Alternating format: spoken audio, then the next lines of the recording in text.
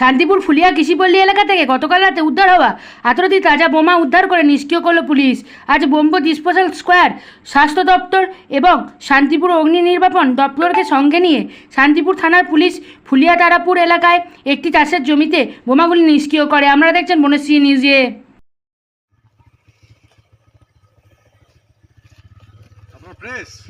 একটু দূরে আবার আরো ইয়ে করবো, আমার কাছে আছে।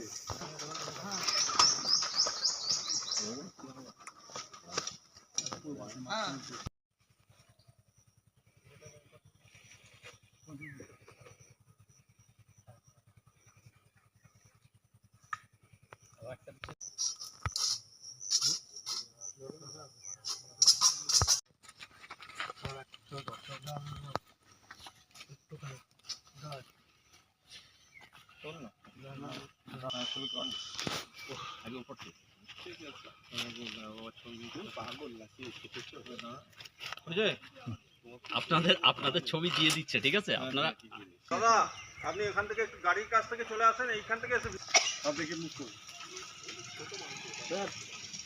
হ্যাঁ এবার আমি যাক অনেকটা, তারপরে